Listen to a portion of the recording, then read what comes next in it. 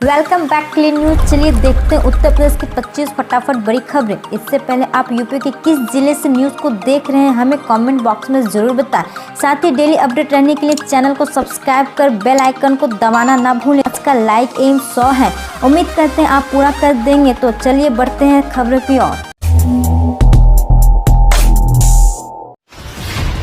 UP में अब 2 नहीं 3 दिन का होगा लॉकडाउन। उत्तर प्रदेश सरकार ने कोरोना के बढ़ते मामलों को देखते हुए बड़ा फैसला लिया। अभी तक राज्य में शनिवार और रविवार का लॉकडाउन था, लेकिन अब सरकार ने आज शुक्रवार के भी लॉकडाउन का ऐलान कर दिया। यानी अब पूरे राज्य में 2 दिन की बजाय 3 दिन लॉकडाउन रहेगा। जानकारी के मुताबिक अब उत्तर प्रदेश में आज शुक्रवार रात 8 बजे से मंगलवार सुबह 7 बजे तक लॉकडाउन रहेगा। बता दें कि इससे एक दिन पहले ही इलाहाबाद हाईकोर्ट ने सरकार को 5 बड़े शहरों में 14 दिन का लॉकडाउन लगाने की गुजारिश की थी।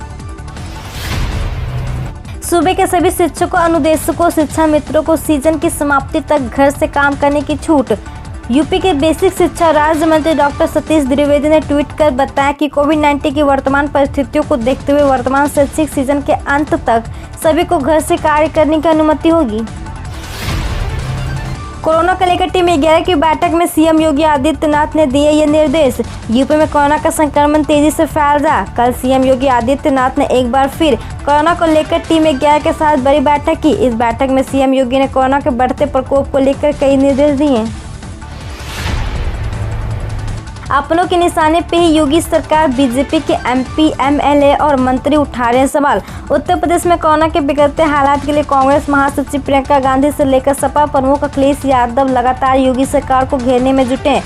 वहीं बीजेपी सांसदों, विधायकों और पार्टी नेताओं ने सूबे में कोरोना से निपटने के लिए मुख्यमंत्री योगी आदित्यनाथ के द्वारा बनाई गई टीम 11 पर सवाल खड़ा किया है। ऐसे में विपक्ष के साथ साथ योगी सरकार अपनों के भी निशाने पर है। सीएम योगी आदित्यनाथ बोले, प्रदेश में सुनिश्चित कराई जा रही रेमडेसिविर इंजेक्शन की उपलब्धता। उत्तर प्रदेश में तेजी से बढ़ते कोरोना वायरस संक्रमण पर नियंत्रण के लिए कोविड-19 से संक्रमित होने के बाद भी सीएम योगी आदित्यनाथ लगातार प्रयास कर रहे हैं। बिना आराम के लगातार टीम 11 के साथ समीक्षा बैठक करने के साथ ही जिला अधिकारियों तथा डॉक्टर्स के साथ उपाय की तलाश में लगे सीएम योगी आदित्यनाथ ने कहा कि प्रदेश के हर जिले में रेमडेसिविर इंजेक्शन के साथ ही मेडिकल ऑक्सीजन तथा अन्य उपयोगी उपकरण उपलब्ध कराना सरकार की प्राथमिकता में है। सीएम योगी आदित्यनाथ के निर्देश के बावजूद क्यों नहीं संभल रहे उत्तर प्रदेश के हालात। कोरोना ने देश भर में कहर मचा रखा। दिल्ली, महाराष्ट्र और उत्तर प्रदेश में हालात कहीं ज्यादा गंभीर है। यूपी के मुख्यमंत्री ने अधिकारियों को सख्त निर्देश भी दिए ताकि प्रदेश में हालात सुधारे जा सके, लेकिन फिर भी परिस्थितियां संभाल में नहीं आ रही है। लखनऊ, कानपुर जैसे बड़े शहरों में ऑक्सीजन और जरूरी दवाओं की कमी की वजह से हाहाकार मचा है। एक हफ्ते बाद दर्ज हुए 30,000 से कम केस। सीएम योगी बोले, कुछ लोगों को रास नहीं आ रही राज्य में कोरोना की नियंत्रित स्थिति। मुख्यमंत्री योगी आदित्यनाथ ने बुधवार को निगरानी समितियों के साथ वर्चुअल मीटिंग की। मीटिंग के दौरान सीएम योगी ने कहा कि इस कोरोना महामारी में उत्तर प्रदेश की नियंत्रित स्थिति कुछ लोगों को अच्छी नहीं लग रही। ऐसे लोग कमियां निकालते हैं। अनावश्यक टीका टिप्पणी करने वाले यह लोग हमारे कोविड वॉरियर के कामों का अपमान कर रहे हैं। गुड़िया तो बस एक किरदार है। ये खबर मर चुकी इंसानियत की कहानी है। ये खबर गुड़िया की है, दोनों पैरों से दिव्यांग 20 साल की एक लड़की की। लेकिन गुड़िया तो इसमें बस एक किरदार है। असल खबर तो मर चुकी इंसानियत की कहानी है। गुड़िया का सहारा उनकी माँ थी। रोजमर्रा के व्यक्तिगत कार्यों से लेकर उठाने बैठाने का भी जिम्मा माँ ही उठाती थी। माँ को कोरोना हो गया। कुछ लोगों की मदद से माँ अस्पताल पहुँच गई।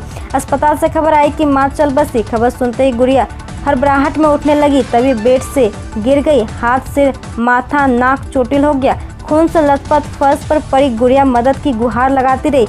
मोहल्ले के लोग जुटे, लेकिन गेट के बाहर से बस तमाशा देखते रहे। 12 घंटे बाद गुड़िया को अस्पताल में इलाज मिला। दोपहर 1 बजे तक 37.14% मतदान। मथुरा में प्रत्याशी की मौत के बाद रोकी वोटिंग। त्रिस्तरीय पंचायत चुनाव के चौथे और अंतिम चरण के चुनाव के लिए राज्य निर्वाचन आयोग और पुलिस विभाग पूरी तरह मुस्तैद है। 17 जिलों में हो रहे चुनाव के लिए पोलिंग पार्टियां अपने अपने केंद्रों पर तैनात हैं। इस फेज में कुल 19,035 मतदान केंद्र और 48,554 मतदेय स्थल बनाए गए।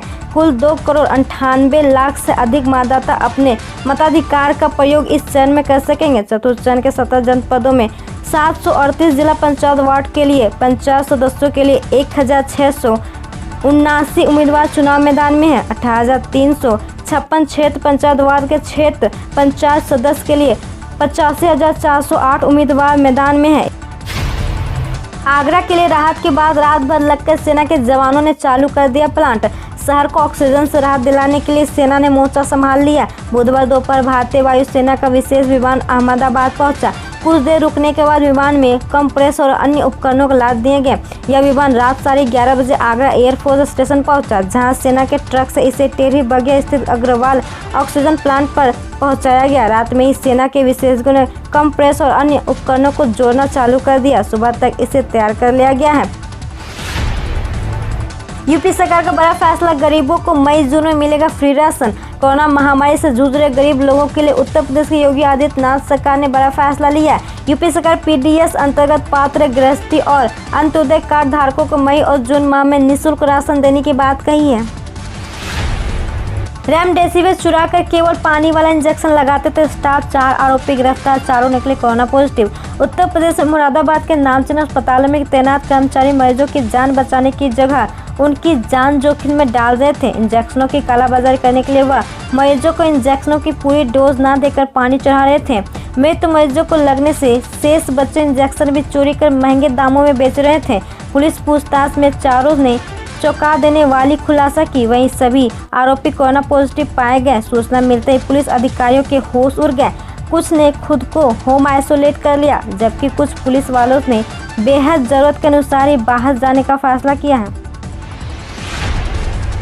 कोरोना को लेकर प्रियंका गांधी ने सीएम योगी को लिखी चिट्ठी।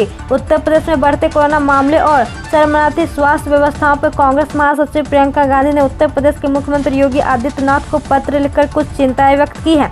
उन्होंने इस महामारी से निपटने के लिए एक सुझाव भी दिए हैं। प्रियंका गांधी द्वारा भेजे गए इस पत्र में कहा गया है कि कोरोना शहरों की सीमाओं को लांघकर अब गाँव में अपना पैर पसार रहा है। पिछले 20 दिनों में कोरोना के 10 गुना मरीज बढ़े। प्रियंका ने कहा कि पूरी दुनिया में कोरोना की ये जांच 4 स्तंभों पर टिकी है: जांच, उपचार, ट्रैक और टीकाकरण। उन्होंने कोरोना की जांच, ऑक्सीजन और बेड की कमी, दवाओं की कालाबाजारी, आंकड़ों की हेराफेरी पर चिंता जाहिर की है। कोविड से जंग जीतने के लिए अखिलेश यादव ने शर्मा अस्पताल में अपनी निधि से दिए गए 1 करोड़। उत्तर प्रदेश में खतरनाक कोरोना वायरस का कहर जारी है। वहीं कोरोना के बढ़ते संक्रमण के बीच अस्पताल में सुविधाओं के विस्तार के लिए जनप्रतिनिधि आगे आने लगे हैं।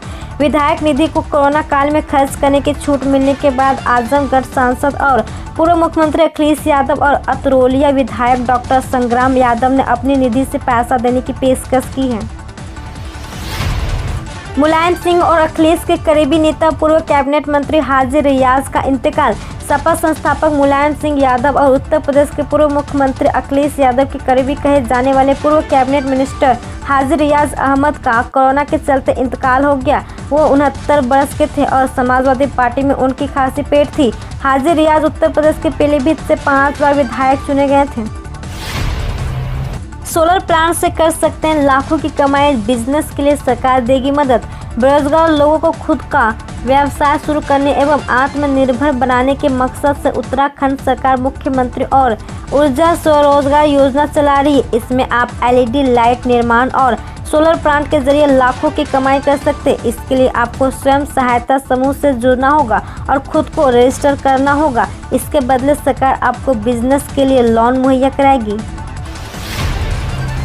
बिना सरकारी मदद बनवा दी 100 किलोमीटर लंबी सड़क। कई अवार्ड से सम्मानित हो चुके IAS आर्मस्ट्रांग पाम की कहानी।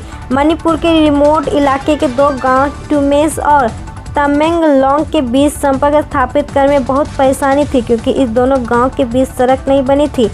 कनेक्टिविटी नहीं होने की वजह से स्थायी लोगों को घंटों चलकर दूसरे गांव में जाना पड़ता था या फिर नदी तैर कर पार करना पड़ता था। IAS अफसर आर्मस्ट्रांग पाम को भी इस समस्या के बारे में जानकारी थी और उन्होंने इस समस्याओं को दूर करने की ठानी। आज यहाँ 100 किलोमीटर लंबी सड़क बन चुकी है जो दोनों गांव को जोड़ती है और इस सड़क को पीपुल्स रोड के नाम से भी जाना जाता है। अब एक खुशखबरी, इस दिन आएंगे किसानों के खाते में 2000 रुपये। प्रधानमंत्री किसान सम्मान निधि योजना की 8वीं किस्त का इंतजार कर रहे किसानों के लिए खुशखबरी है। सरकार जल्द किसानों के खाते में 8वीं किस्त के 2000 रुपये ट्रांसफर करने वाली है। अगर आपको भी अप्रैल जुलाई की 2000 रुपये की किस्त का इंतजार है तो ध्यान रखिए, इस महीने के अंत तक या 2 मई के बाद कभी भी आपके खाते में पैसे आ सकते हैं। कुत्तों की आबादी ने 40,000 का आंकड़ा किया पार। शहर में उत्पात मचा रहे जिन कुत्तों पर नियंत्रण करने के लिए 2 साल पहले योजनाएं बनाई थी, उनका आज तक क्रियान्वयन नहीं हो सका। पिछले दिनों केला नगर में रेशमा पर कुत्तों के झुंड ने हमला कर दिया। पेट्रोल डीजल के दाम में कल भी नहीं हुआ बदलाव। ऑयल मार्केटिंग कंपनियों ने कल लगातार 14वें दिन पेट्रोल डीजल के दाम में कोई बदलाव नहीं किया। इसके पहले तेल की कीमतों में कटौती की गई थी। इस महीने में अब तक सिर्फ एक बार तेल के दाम में कटौती की गई। इससे पहले तेल के दाम स्थिर रहे। सोने चांदी के रेट में बदलाव। 43,000 के नीचे 22 कैरेट गोल्ड का भाव। शादियों की सीजन के बीच कल सराफा बाजारों में सोने की चमक जहां पहले से बढ़ी, वहीं चांदी भी मजबूत हुई है। कल यानी 29 अप्रैल गुरुवार को 24 कैरेट सोना 168 रुपये प्रति 10 ग्राम की मामूली तेजी के साथ 47,027 रुपये पर खुला और 46,930 रुपये पर बंद हुआ। वहीं चांदी कल 867 रुपये प्रति किलो की उछाल के साथ 68,847 रुपये पर खुली और 68,460 रुपये पर बंद हुई। इंडियन नेवी में 2,500 पदों पर भर्ती के लिए बड़ी एप्लीकेशन की लास्ट डेट जल्द करें अप्लाई। भारतीय नौसेना में जो उम्मीदवार नौकरी पाने का सपना देख रहे हैं, उनके लिए यह खास खबर है कि नौसेना द्वारा वर्ष 2021 में नौसैनिक की भर्ती के लिए अधिसूचना जारी की गई है। जो उम्मीदवार इस पद को पाने के इच्छुक हैं, उनके लिए एक बार फिर से सुनहरा मौका मिला। जो लोग इन पदों पर आवेदन नहीं कर पाए थे, अब वे 5 मई तक आवेदन कर सकते हैं, क्योंकि आवेदन करने की अंतिम तिथि 30 अप्रैल से बढ़ाकर 5 मई कर दी गई है। अब उम्मीदवार आधिकारिक वेबसाइट joinindiannavy.government.in पर जाकर आवेदन की प्रक्रिया का पूरा कर सकते हैं। मोदी सरकार ने बदली 16 साल पुरानी नीति। अब विदेशों से लेगी आर्थिक मदद। अब विदेशों से भारत सरकार उपहार, दान और आर्थिक मदद फिर से लेनी शुरू कर दी है, ताकि कोरोना वायरस को हराने में जल्दी सफलता हासिल हो सके। भारत ने 16 साल पहले घोषणा कर दी थी कि देश लगातार आर्थिक मोर्चे पर प्रगति कर रहा है। ऐसे में विदेशी धन या उपहार लेकर घरेलू चुनौतियों का सामना नहीं किया जाएगा। दरअसल तत्कालीन पीएम मनमोहन सिंह ने साल 2004 के अंत में आए सुनामी के बाद विदेशी देशों से सहायता लेने से इनकार कर दिया था, जिसके बाद भारत सरकार ने पॉलिसी ही बदल दी। 4 धाम यात्रा पर रोक, जल्द सरकार कराएगी ऑनलाइन दर्शन की व्यवस्था। हरिद्वार महाकुंभ में कोरोना के चलते पिछले दिनों इसे संकेतित कर दिए जाने की अपील के बाद जहां कोरोना संक्रमण के चलते ही अमरनाथ यात्रा के लिए रजिस्ट्रेशन की प्रक्रिया पर भी अस्थायी रूप से रोक लगा दी गई थी, वहीं कोरोना की कहर ने एक बार फिर 4 धाम यात्रा पर अपना असर दिखाना शुरू कर दिया, जिसके चलते उत्तराखंड के 4 धामों की यात्रा पर वहां की सरकार ने रोक लगा दी गई है। भारत को रूस से जल्द मिलेगी स्पुतनिक वैक्सीन। भारत में कोरोना वायरस की स्थिति को देखते हुए रूस ने स्पुतनिक वैक्सीन की आपूर्ति जल्द करने का वादा किया। पहले रूस की कंपनी RDIF ने मई 2021 के अंत तक भारत को स्पुतनिक V की आपूर्ति करने का वादा किया था, मगर स्थिति को बिगड़ते देख पहली खेप को 1 मई तक पहुंचाया जाएगा। हम रोज ऐसे ही न्यूज लाते रहेंगे, तो यदि आपने अभी तक क्लीन न्यूज को सब्सक्राइब नहीं किया है तो पहले फटाफट सब्सक्राइब कर लें, साथ ही बेल आइकन को दबा दें ताकि कोई अपडेट मिस ना हो।